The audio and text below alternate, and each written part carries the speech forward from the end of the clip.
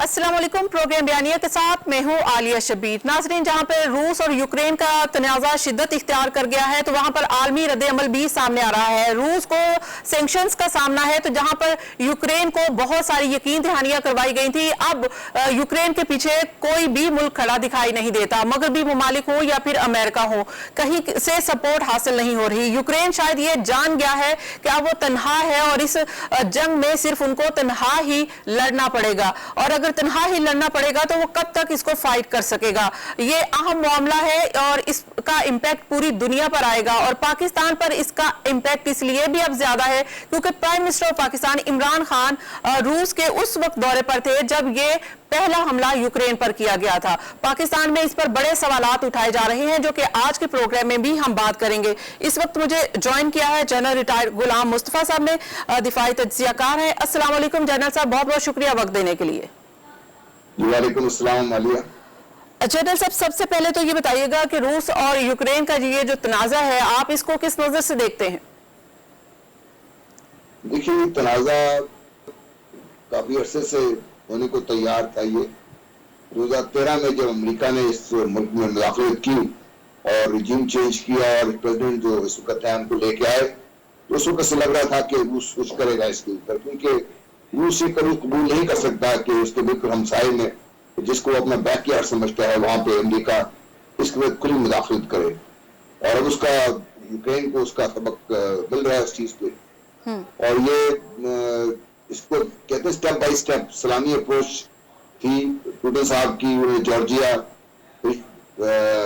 Crimea, और अब Ukraine के अंदर उन्होंने ईस्टर्न यूक्रेन है, वहां तक कह रहे हैं कि अपने आप को महदूद रखेंगे।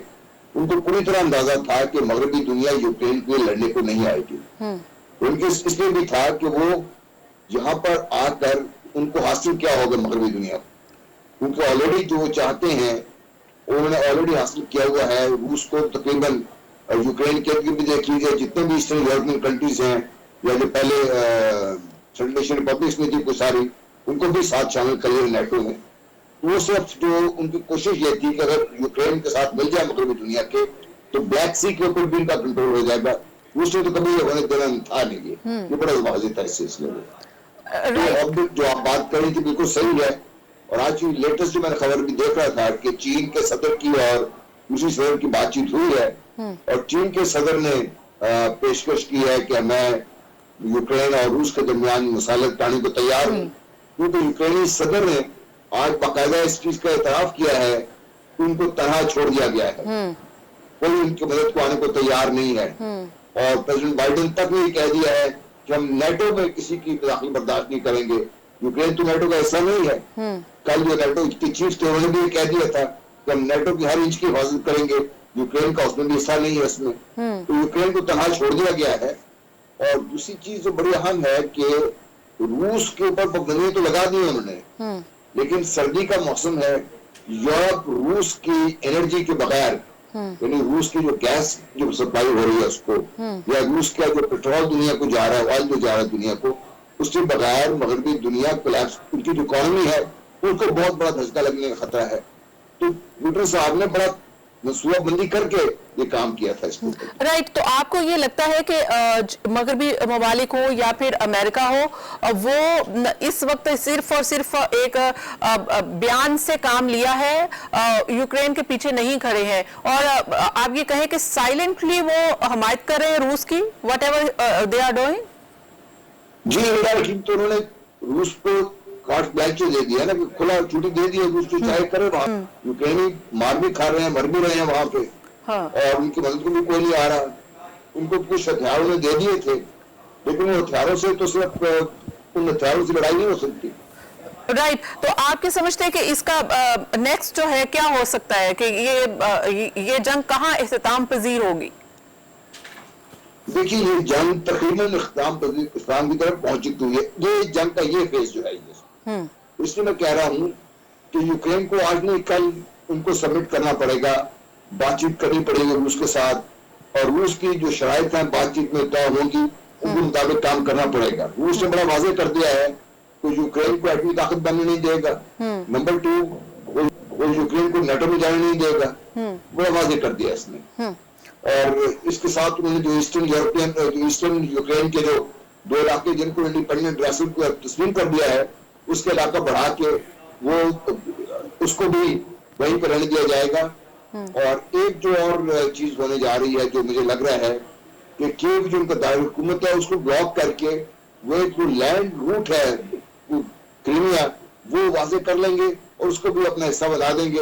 इसके बाद यूक्रेन को छोड़ दिया जाएगा और यूक्रेन को ये किसी वक्त तो बड़ा तरक्की याफ्ता मुल्कों में शुमार हो रहा था, बड़ा उसके पास सब कुछ था, फिर दोबारा से उसको अपने आप को खड़ा करना पड़ा। राइट, आपका ये ख्याल है कि जहां पर उनके एक आलमी और सियासी मफादात भी हैं, सिक्योरिटी मफादात भी हैं रूस के, वहां पर वो जो यूक्रेन की जमीन है उस पर भी कब्जा कर लेगा और उसको भी हासिल कर लेगा।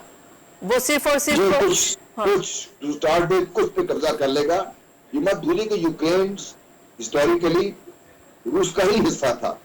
Exactly. ये मुख्तलिफ स्टेजेस में रूस के साथ जाता रहा, आता रहा, तो वो इस लिहाज से क्लेम करते रहते हैं। और एक और चीज में मैं अर्ज करता चलूं कि ट्विटर साहब ने ऐसे 3 साल पहले एक बड़ा आर्टिकल लिखा था, 5000 लफ्ज में, बहुत बड़ा लंबा आर्टिकल था। उसमें उन्होंने 2 बातें कही थी। नंबर 1 कि रूस की तकदीर है कि वो एक ग्रेट पावर बने, और नंबर 2 उन्होंने कहा था सोवियत यूनियन का जो टुकड़े हो जाना पिछली सदी की सबसे बड़ी ट्रेजेडी थी। तो आप अंदाजा कर सकते हैं कि पुतिन साहब की और जो रूसी इस वक्त पावर में जो लोग बैठे हुए हैं उनकी सोच क्या है।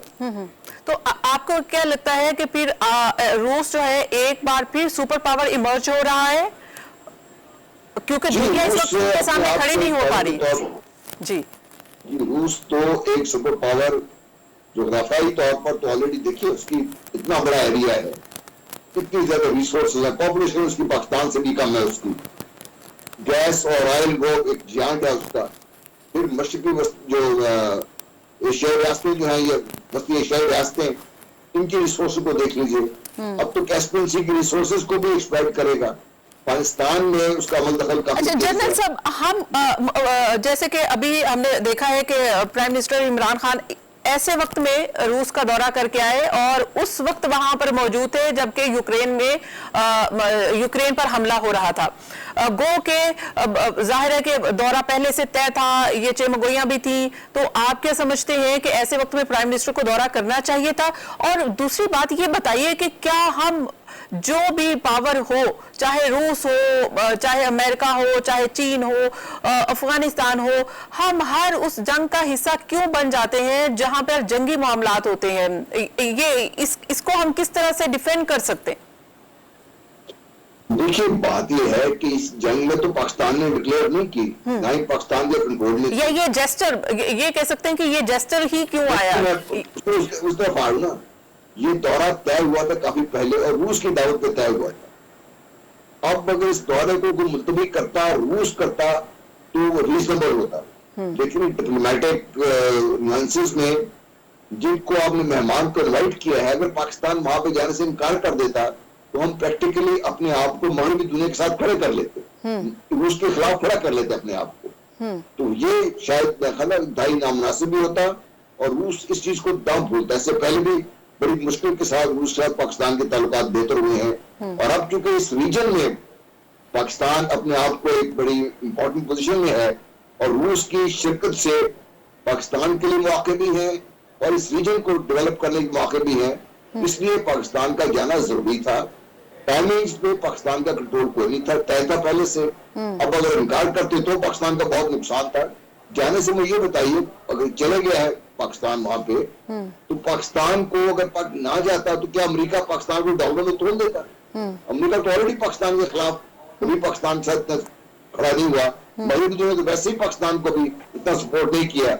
सब कुछ करने के बावजूद पाकिस्तान को आगे मुर्दे इल्जाम ठहराया जा रहा है। तो मेरा ख्याल है कि हम ऐसे बहुत ज्यादा इस पे हमारे पास लूज करने के लिए कुछ नहीं था, तो हम विन नहीं कर सके, तो हमारे पास लूज करने के लिए आपका ये पॉइंट ऑफ व्यू है कि हमारे पास लूज करने के लिए कुछ नहीं था, अमेरिका भी हमारे साथ नहीं है, तो इसलिए हमने अगर ये रिस्क ले लिया तो इसमें कोई बड़ी बात नहीं है। जी जी, तो रिस्क तो मेरे ख्याल इतने बड़ी रिस्क है नहीं है। इस सारी गेम में अगर आप देखिए रूस और क्रीमिया की या रूस की और अमेरिका के साथ जो मुखासमत है, इस वक्त पाकिस्तान उसमें किसी तरीके से ना तो शराकतदार है ना हिस्सेदार है। हाँ, पाकिस्तान की इंपॉर्टेंस जरूर है कि अगर पाकिस्तान से अमेरिका और इसके हवालियों का असर रसूख खत्म हो जाए, इस पूरे रीजन से अमेरिका और उनका जो ताकत का जो तवाज़ुन है लेकिन जाहिर है कि रूस को और पूरी दुनिया में एक जेस्चर गया है कि पाकिस्तान उस वक्त रूस के साथ खड़ा था। एक सेकंड के लिए अगर इसको एक्सेप्ट भी कर ले, इसके ऊपर कोई मजाहिका नहीं है, इसको एक्सेप्ट भी कर ले तो हमें क्या हासिल हुआ? देखिए, सबसे बड़ी चीज तो आप जो देखिए, जो एलामिया को देखिए, क्या बात है उसमें पाकिस्तान वो बात कह गया जो प्राइम मिनिस्टर ने रूसी टेलीविजन इंटरव्यू में कहा था कि ये बातचीत से मसला हल होना चाहिए, नंबर 1। नंबर 2, कश्मीर का मसला रूस की तरफ से इस तरीके से एलामी में आ जाना, हालांकि रूस के भारत के साथ ताल्लुकात पाकिस्तान से डिफेंस के बहुत ज्यादा है, भारत के साथ हमारे से बहुत ज्यादा। इस्लामोफोबिया के ऊपर जो हमारे पाकिस्तान का स्टांस है उसको एंडोर्स किया गया। फिर जो पाकिस्तान अपनी इकोनॉमी में और खास तौर पे एनर्जी डेफिशिएंसी पूरी करने के लिए जो दबाव कर रहा है, इसको बाकायदा तस्लीम किया गया और उसमें उसका किरदार है जी। आगे इससे जी ठीक है, लास्ट कमेंट कर दीजिएगा जनरल साहब के, जैसे कि हम हमारे लिए इस वक्त सबसे बड़ा चैलेंज अफगानिस्तान है, अफगानिस्तान का बॉर्डर है, हमारी सिक्योरिटी जो पोजीशन है उसके लिए भी, तो अफगानिस्तान की पोजीशन को लेकर भी रूस ने कंसर्न जाहिर किए हैं और उन्होंने कहा कि हमारी भी वही राय है। तो आपको क्या लगता है कि नेक्स्ट नियर फ्यूचर हम देखेंगे कि अमेरिका यूरोप हो वो एक्सेप्ट करे या ना करे अफगानिस्तान को, चीन रूस हमारे साथ खड़ा होगा अगर हम एक्सेप्ट करने की पोजीशन में होते हैं? जी, पाकिस्तान तो पहले रीजनल अप्रोच लेके चल रहा है इसके ऊपर। पाकिस्तान, ईरान, जो तीनों बसनीय एशियाई रियासतें हैं, अफगानिस्तान की सरहद के साथ रूस और चीन, ये वो मालिक हैं जिन्होंने मिलकर अफगानिस्तान को तस्लीम भी करना है और अफगानिस्तान की जो डेवलपमेंट है उसमें भी हिस्सा डालना है। बहुत बहुत शुक्रिया। मोस्ट इंपोर्टेंट बात जनरल साहब आपने कह दी है कि नेक्स्ट फ्यूचर में आप जाहिर है कि चीन, रूस और पाकिस्तान है और हमें देखना है हमारा इंटरेस्ट, और इस वक्त हमें सेफगार्ड करता है और हमारे लिए बेस्ट ऑप्शन ये है कि अफगानिस्तान के हवाले से कोई पॉलिसी जो है वो उसको आगे लेकर चला जाए ताकि पाकिस्तान की सिक्योरिटी सेफगार्ड हो सके। बहुत बहुत शुक्रिया साहब। यहाँ पे वक्त हुआ एक ब्रेक, हम मज़ीद बात करेंगे एक ब्रेक के बाद की पहुंची।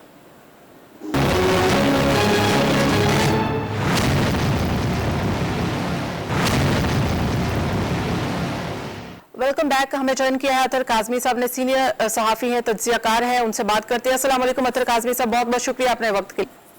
जी वालेकुम सलाम। बहुत बहुत शुक्रिया प्रोग्राम में वक्त देने के लिए। सबसे पहले तो ये बताइएगा कि आप भी यूरोप के करीब हैं, इस वक्त क्या देखा जा रहा है रूस और ये यूक्रेन का जो देख रहे हैं कि तनाज़ा शिद्दत इख्तियार कर रहा है, कहां पर ये इख्तिताम पजीर होगा?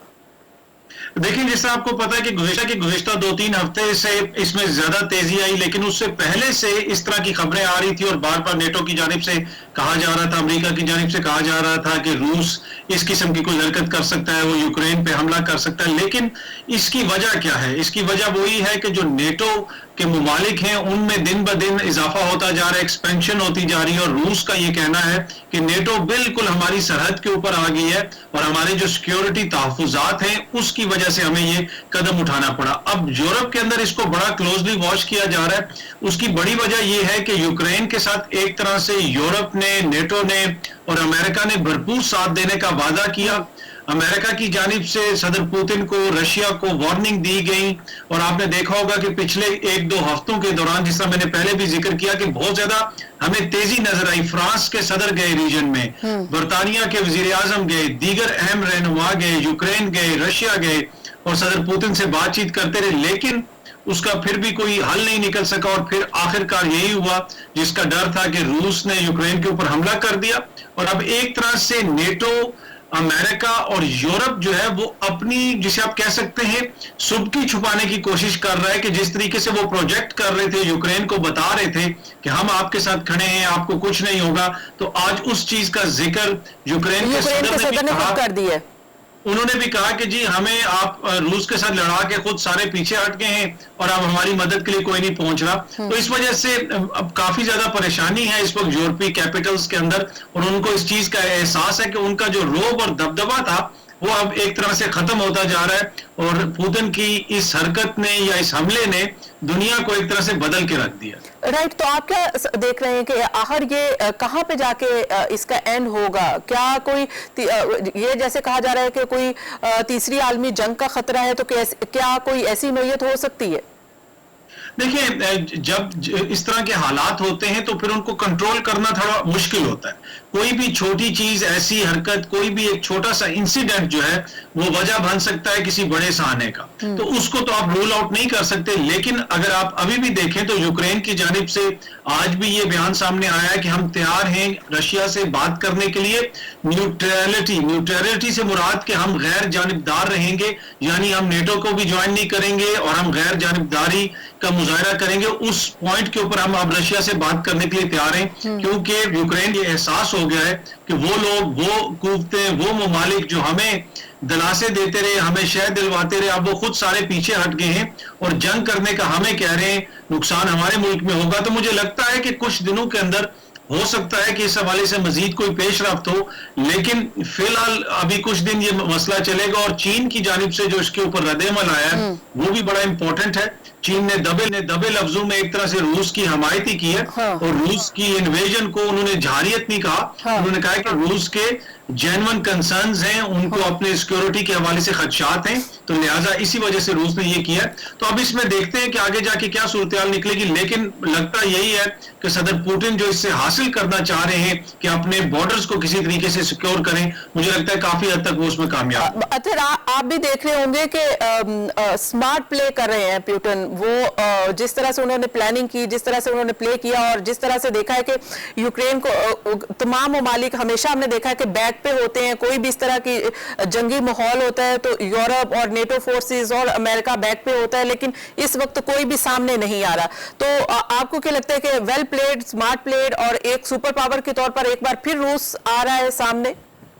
देखिए, ये बड़ी इंपॉर्टेंट चीज है कि जिस तरह जो 23 फरवरी 2022 था वो 24 फरवरी 2022 से बहुत मुख्तलिफ था। 24 फरवरी 2022 के बाद दुनिया बदल गई है, इसलिए कि हमने ये देखा कि आपकी इस वक्त वाहिद सुपर पावर अमेरिका है। ऑल्दो कि चाइना को आप कहते हैं कि वो एक इमर्जिंग सुपर पावर है, लेकिन ना सिर्फ अमेरिका, उसके साथ साथ नेटो, जो दुनिया नहीं इंसानी तारीख का मजबूत तरीन मिलिट्री अलायंस है, वो सब पुतिन को रोकते रहे, लेकिन सदर पुतिन ने वही किया जो वो ये समझते हैं कि उनके मुल्क के हक में बेहतर है। तो एक तरह से हमें ये बदलती हुई दुनिया में नजर आ रहा है कि नए अलायंसेस बन रहे हैं, नई कुव्वतें सामने आ रही हैं, और सदर पुतिन की यही अपनी तकरीर के अंदर भी उन्होंने इसी चीज के ऊपर जोर दिया था कि हमारी जो ताकत है जिसमें इजाफा हो रहा है उससे मगरिब को तकलीफ है, और वो इस वजह से हमें घेरना चाहते हैं और हमारे बॉर्डर्स के करीब आ रहे हैं। तो सदर पुतिन ने कुछ हद तक तो आप कह सकते हैं कि बेहतर प्ले किया, पर वो कोई 1-2 महीने में नहीं किया।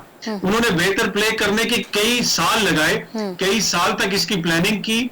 और आपको याद होगा कि 2008-9 से वो यूक्रेन को ये वार्निंग दे रहे हैं कि आपने नेटो में नहीं जाना, अगर आप नेटो में गए तो फिर तो नेटो की फौजें बिल्कुल हमारे दरवाजे पे आ जाएंगी। तो वो उस वक्त वो उस तरह नहीं कर सकते थे। जो रूस मजबूत होता गया, फिर आप देखते गए कि रूस की जो उनकी एक्शंस हैं उसमें भी आपको तब्दीली नजर आई, और अब उसका फाइनल नतीजा ये निकला है कि रूस ने एक तरह से पूरी मगरबी दुनिया को उनको चैलेंज किया है, उनसे टक्कर ली है, और यूक्रेन के अंदर इस वक्त रूस की फौजें मौजूद हैं। राइट, इसमें एक जैसे आपने बात की है कि अलायंस है और ये ब्लॉक्स बनने की बातें हो रही हैं कि अब ये चाइना, पाकिस्तान और रूस का जो है ये एक ब्लॉक, नया ब्लॉक बनने जा रहा है, तो आप भी इसको इसी नजर से देखते हैं?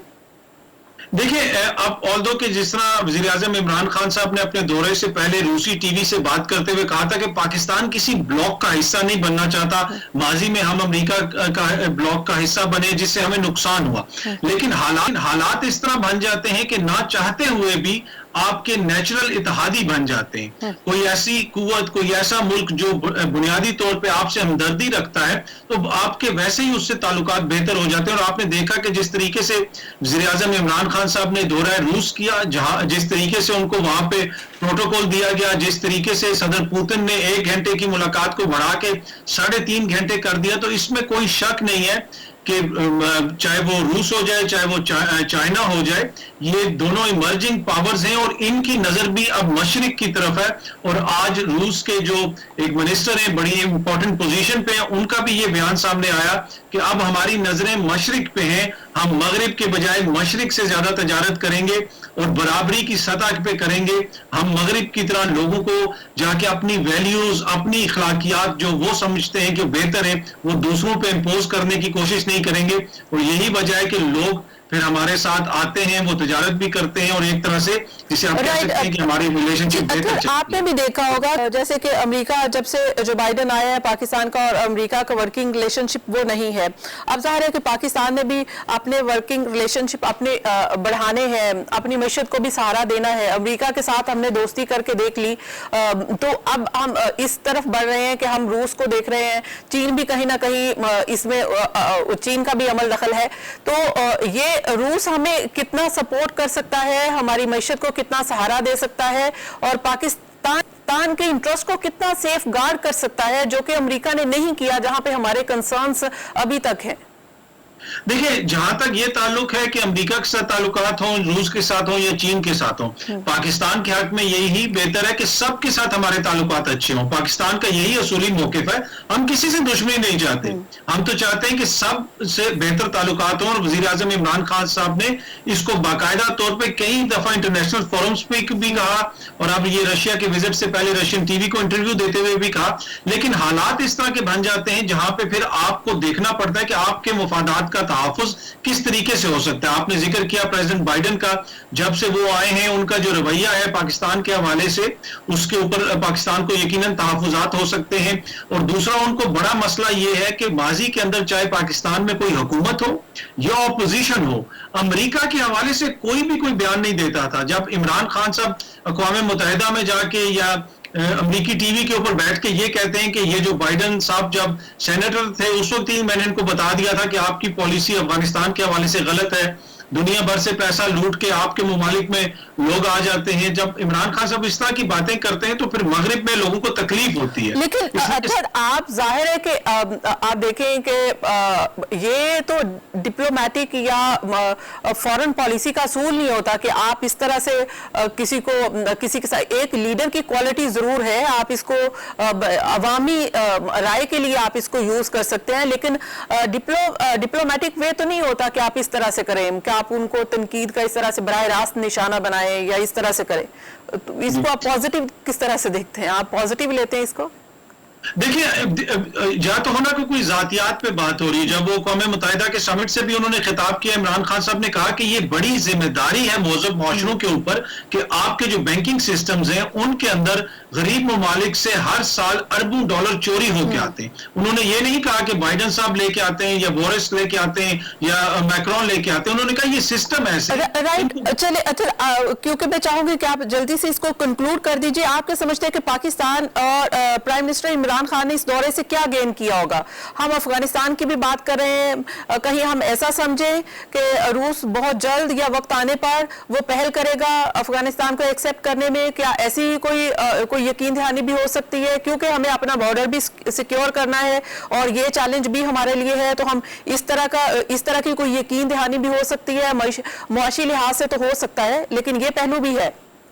देखिए, बिल्कुल, आप अगर इलामिया भी देख लें, उसमें रूस ने खुद कहा है कि अफगानिस्तान के हवाले से भी बातचीत हुई, दीगर जो अहम मसाइल हैं उनके ऊपर भी बातचीत हुई, क्योंकि पता है कि इस खित्ते के अंदर रूस भी एक तरह से इस खित्ते के अंदर ही है, वो भी इन चीजों से मुतासिर होता है, पाकिस्तान भी मुतासिर होता है, दीगर ममालिक भी मुतासिर होते हैं। तो मेरे ख्याल में रूस बेहतर तरीके से समझता है अगर यहाँ पे इस तरह के हालात होंगे तो खित्ते में किसी के लिए भी ठीक नहीं है। तो इन सारे मामलात पे बातचीत हुई है, लेकिन ये इतना आसान नहीं होगा कि एकदम से रूस अफगानिस्तान को एक्सेप्ट कर पड़ेगा उनकी हुकूमत को। इस वक्त तो हालात ये हैं कि तालिबान हुकूमत ने बयान जारी किया कि हम यूक्रेन और रूस के हालात पे नजर रखे हुए हैं और हमें बड़ी फिक्र है सिविलियंस की। तो इस वक्त तो हालात इस हद तक पहुंचे हुए, लेकिन यकीनन और इस हवाले से बातचीत हुई होगी और मुझे लगता है कि हमें एक तरह से ये मैसेज भी मिला है कि जो खित्ते के अंदर पावर्स होती हैं उनको आपको साथ लेके चलना पड़ता है। अगर आप नहीं चलेंगे तो फिर इस तरह के तनाजात पैदा होते हैं। और इसमें भारत के लिए भी पैगाम है, जो अमेरिका के कहने के ऊपर आए रोज चाइना से टक्कर लेने की बातें करता है, तो उसके लिए भी एक वाज़ेह पैगाम इस सारी सूरत-ए-हाल में है। जी बिल्कुल बिल्कुल, आपने दुरुस्त फरमाया। बहुत बहुत शुक्रिया अतर अपना वक्त देने के लिए। नाज़रीन, ये जो बात की अतर कासमी ने कि वहाँ पर एक यूक्रेन और रूस की इस जंग में इंसानी अलमिया भी जन्म ले सकता है, जो कि हमने देखा कि अफगानिस्तान में जिस तरह से ब्लडशेड हुआ और अब ये जो यूक्रेन में होगा और उसको इस सारी वॉर से जो जाने जाएंगी और वो उसको रोकने के लिए या जो वहाँ पर लोग महसूर हैं उनको निकालने के लिए ये वो रोल है जो कि यूरोप, अमेरिका और पाकिस्तान का भी जहां पर असर रसू है वो किरदार अदा कर सकते हैं। यहां पे शामिल करेंगे एक ब्रेक, मजीद बात करेंगे एक ब्रेक के बाद।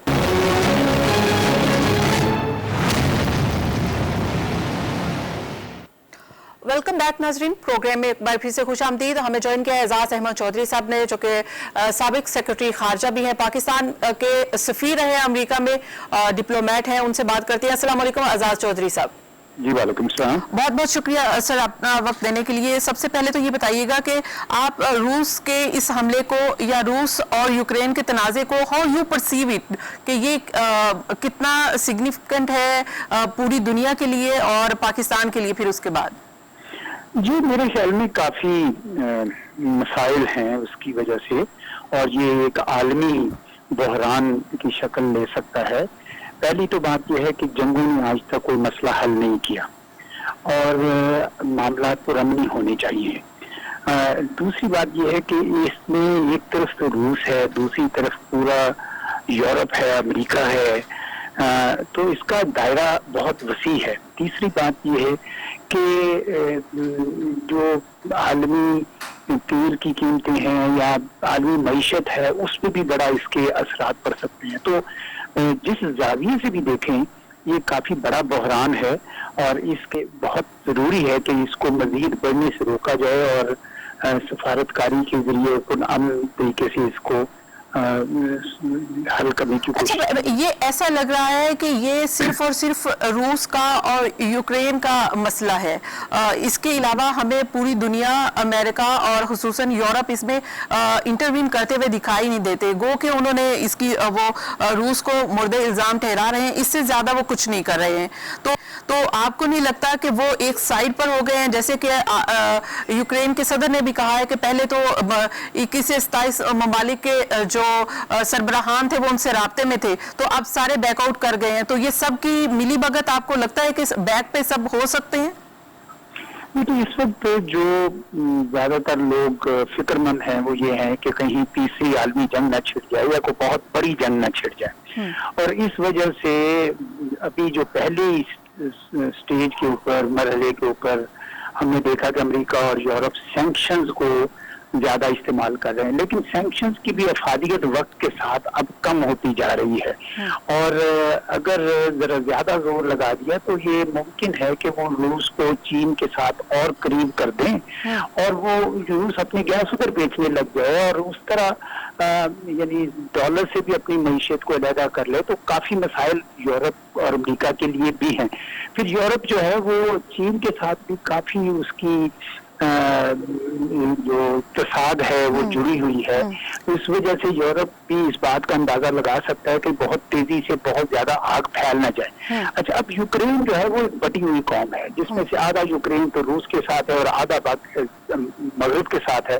तो यूक्रेन एक बड़ी ही मुश्किल सूरत हाल में, अगर उनके यहाँ ये इत्तेहाद होता तो शायद ये नौबत ही यहाँ तक ना आती, लेकिन वो आई भी इसीलिए है कि वहाँ पे बहुत ज्यादा आपस में इसके ऊपर कॉन्फ्लिक्ट है।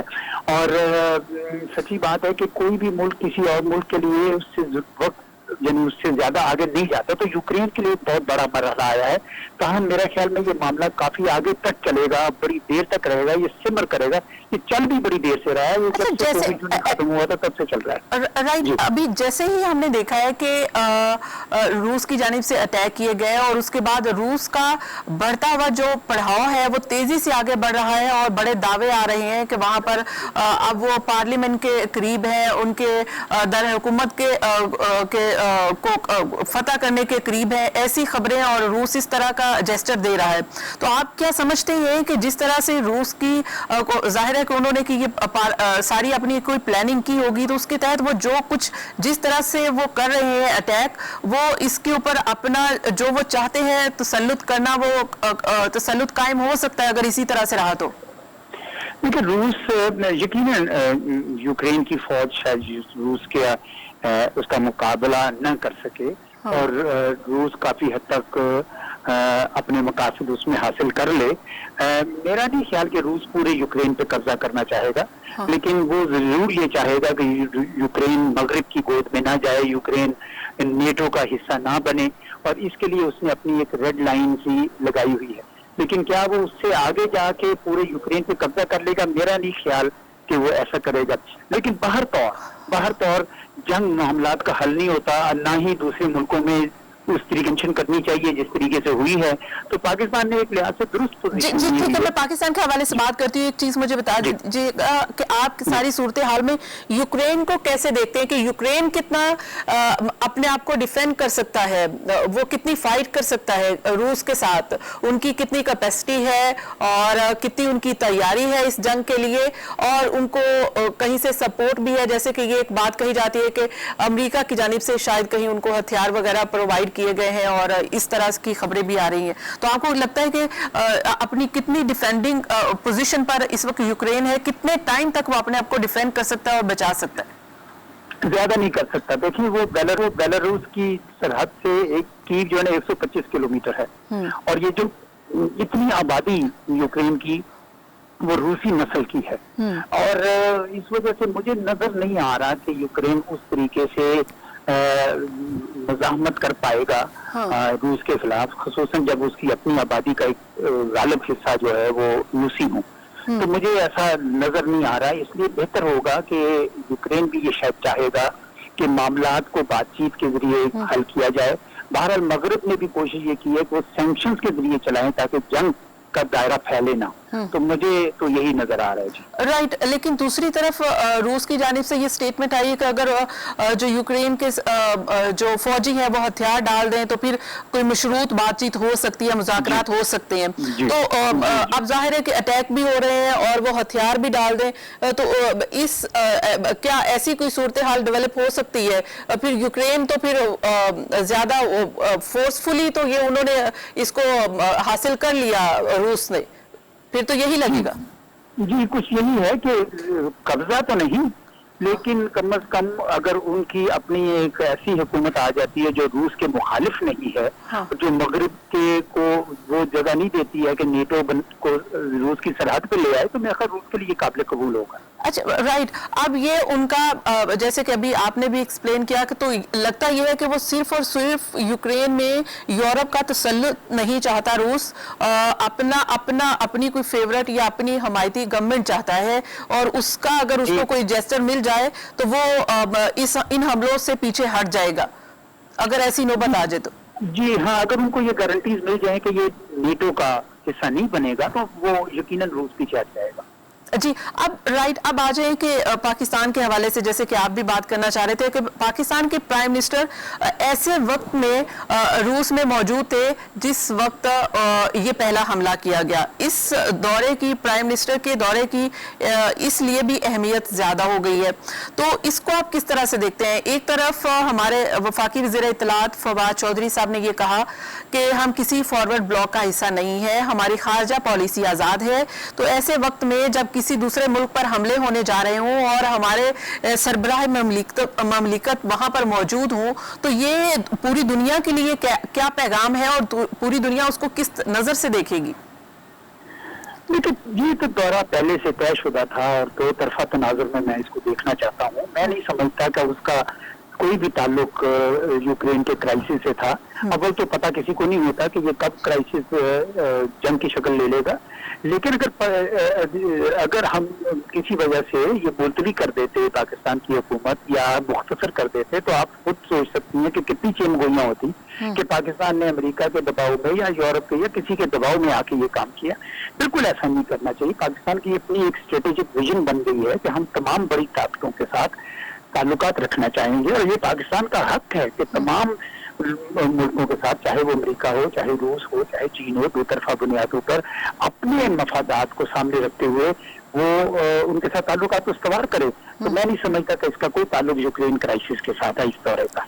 अच्छा, जैसे कि अभी तक यही समझा जा रहा है, या जो जाहिर है कि आप भी डिप्लोमेट हैं, समझते हैं इन तमाम मामलात को, कि एक तरफ तो चीन के साथ हमारी दोस्ती है, दूसरी तरफ रूस के साथ हमारी नज़दीकियां बढ़ रही हैं, जो कि हम उसको हमें वेलकम भी करना चाहिए, उसको सराहना चाहिए कि हमारे तमाम ममालिक के साथ अच्छे ताल्लुकात होने चाहिए। लेकिन आप क्या समझते हैं कि ये भी एक अब ब्लॉक ही बनने जा रहा है, जो कि जिसको हम क्लियर तो नहीं कह सकते, लेकिन ये है तो सही, एक ब्लॉक तो बन रहा है। जी हरगिज़ नहीं जी, मैं नहीं समझता कि पाकिस्तान को इस किस्म के किसी ब्लॉक में शामिल होना चाहिए, ना इस किस्म का कोई ब्लॉक बनना चाहिए।